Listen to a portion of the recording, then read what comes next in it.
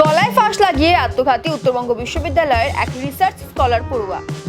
ঘটনাটি ঘটেছে শিলিগুড়ি সংলগ্ন শিব মন্দির রামকৃষ্ণ সরণী এলাকায়।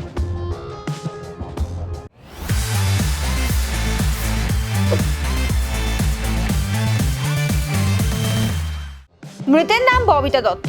কোচবিহারের তুফানগঞ্জের বাসিন্দা ছিলেন যুবতী। জানা গিয়েছে, শিব মন্দির রামকৃষ্ণ সরণী এলাকায় একটি বাড়িতে ভাড়া থাকতেন ববিতা। উত্তরবঙ্গ বিশ্ববিদ্যালয়ের রুরাল ডেভেলপমেন্ট বিভাগের রিসার্চ স্কলার পড়ুয়া ছিলেন। বৃহস্পতিবার দুপুর হয়ে গেলেও যুবতীর ঘর বন্ধ থাকতে দেখেন বাড়ির মালিক। এরপর অনেক ডাকাডাকি করেন। পরে দরজা ভেঙে ভেতরে ঢুকতেই দেখতে পান যুবতীর ঝুলন্ত দেহ।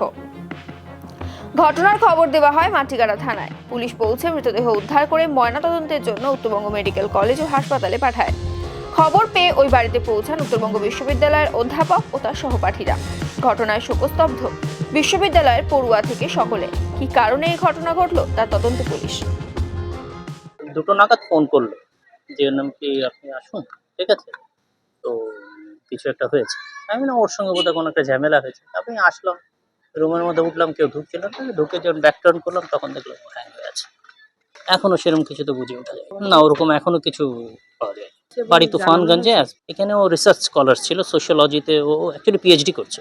প্রায় আধা ঘন্টা আগে খবর পেলাম, এই এলাকার একজন বাসিন্দা ফোন করে আমাকে জানালো যে ববিতা দত্ত নামে ইউনিভার্সিটির একজন পিএইচডি স্কলার, তিনি বাড়িতে হ্যাং করেছেন। তো স্বাভাবিকভাবে আমি খবরটি পেয়ে তাড়াতাড়ি করে এলাম, সাথে সাথে পুলিশ প্রশাসনও এলো। পুলিশ প্রশাসনকে সাথে নিয়ে উপরে গিয়ে দেখলাম সত্যি তাই।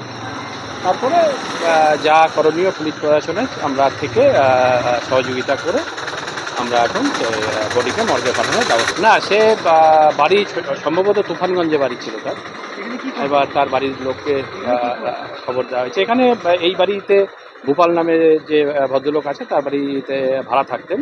উনি ইউনিভার্সিটিতে পিএইচডি করেন। না, আমরা পুলিশের সাথে যৌথভাবে আমরা দেখলাম বাড়িতে কোনো রকম সুইসাইডাল নোট এখানে পাওয়া যায়। তবে কিছু পোড়া কাগজ পাওয়া গেছে দেখা গেল, কিন্তু পুলিশ প্রশাসন তারপরে তদন্ত করে দেখবেন যে কী সমস্যা। না, তার বন্ধুদের সাথে যা কথোপকথন হলো আজকে সকালবেলায়, স্বাভাবিকভাবেই ওনার স্যারের সাথে কথা বলেছেন, কিন্তু কথাতে কোনো অস্বাভাবিকত্ব কিছু বোঝা যায় না।